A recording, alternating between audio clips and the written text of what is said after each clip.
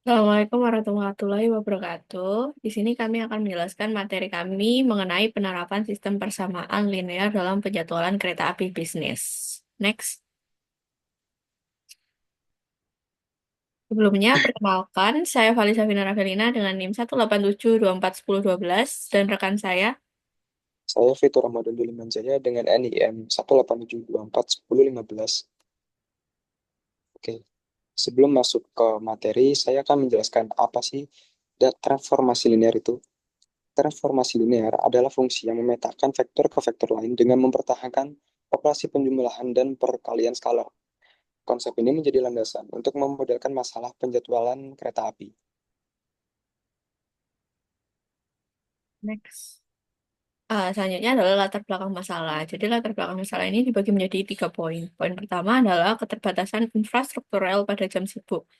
Jadi infrastruktural ini belum mampu mengakomodasi lonjakan penumpang pada jam sibuk, terutama di stasiun-stasiun utama seperti Manggarai. Kepadatan berlebihan sering mengganggu kenyamanan pengguna. Selanjutnya yang kedua adalah fluktuasi permintaan penumpang. Permintaan transportasi rel sangat fluktuatif, terutama pada jam sibuk dan hari libur. Ketidakseimbangan antara kapasitas kereta dan jumlah penumpang sering terjadi, sehingga layanan menjadi kurang optimal. Lalu yang terakhir ada koordinasi kompleks antar kereta. Integrasi antar moda transportasi rel seperti KRL, MRT, dan LRT masih kurang efektif.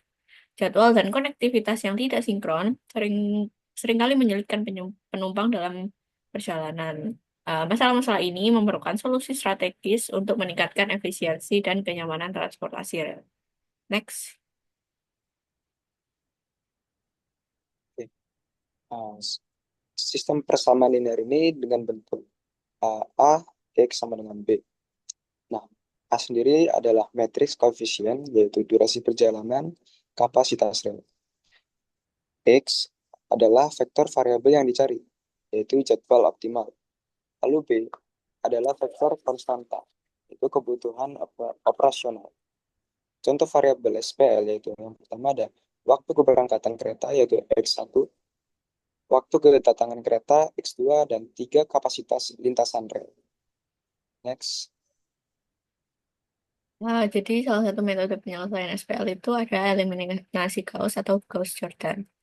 Eliminasi ini mengubah matriks augmented menjadi bentuk eselon baris untuk menemukan solusi variabel. Misalkan kita memiliki SPL berikut sesuai dengan contoh di halaman sebelumnya. 2x+1 ditambah x plus 2x1 plus x2 sama dengan 10. Kapasitas lintasan serta x1 plus 3x2 sama dengan 15 permintaan penumpang. Matriks augmented dari SPL ini adalah 2110 dan 1315. Next. Nah, langkah-langkah eliminasi Gauss. Yang pertama dengan mengubah baris pertama, sehingga elemen diagonal utama, yaitu 2, menjadi 1. Nah, baris 1 dibagi menjadi dengan 2. Selanjutnya, eliminasi elemen di bawah elemen diagonal utama di kolom pertama. Ubah elemen satu di baris kedua menjadi 0. Jadi baris 2 itu baris 2 dikurangi dari 1. 1 setengah 5 dan 0 2 setengah 10. Next. Nah, lalu, langkah ketiga, mengubah elemen diagonal utama di baris kedua, yaitu 2,5, menjadi 1. Nah, langkahnya adalah baris 2 dibagi dengan 2,5. Maka matriks menjadi 1, 0,5, 5, 0, 1, dan 4. Next. Pas, jadi sekarang matriks ini berada dalam bentuk eselon baris. Kita dapat menyelesaikan SPL dengan substitusi balik. Dari baris kedua, X2 sama dengan 4. Substitusikan X2 ke baris pertama. X1 ditambah 0,5 dikali 4 sama dengan 5. Jadi X1-nya adalah 3. Jadi solusi SPL tadi adalah X1-nya 3 dan X2-nya 4. Yang berarti 3 kereta berangkat dari stasiun X dan 4 kereta berangkat dari stasiun Y. Next. Selanjutnya adalah keunggulan pendekatan SPL. Jadi keunggulan yang pertama sendiri adalah efisiensi. Solusi terstruktur untuk masalah multivariabel yang memungkinkan optimalisasi sumber daya dan penyelesaian masalah kompleks secara sistematis. Dengan pendekatan ini, pengelolaan waktu dan kapasitas kereta dapat dilakukan secara lebih efektif. Yang kedua adalah fleksibilitas. dapat disesuaikan dengan perubahan permintaan atau kondisi lapangan, mendukung penjadwalan dinamis sesuai kebutuhan. Ini memungkinkan operator untuk merespon fluktuasi jumlah penumpang dengan cepat dan tepat. Dan yang terakhir adalah meminimalisasi delay. Mengurangi efek domino keterlambatan satu kereta terhadap jaringan lainnya melalui analisis dan pengambilan keputusan yang cepat. Dengan demikian, sistem dapat menjaga kelancaran operasional dan meningkatkan pengalaman perjalanan penumpang. Next.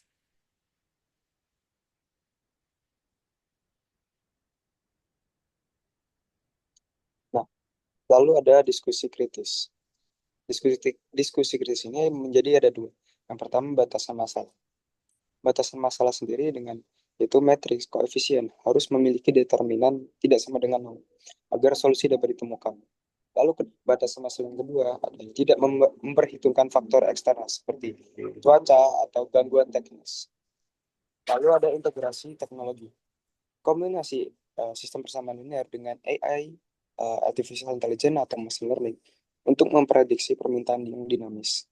Lalu penggunaan perangkat lunak seperti MATLAB atau Python untuk membuat simulasi jadwal. Next.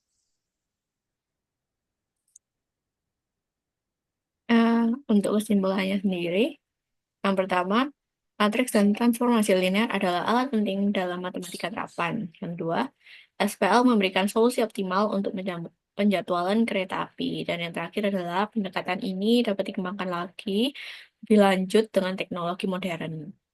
Next.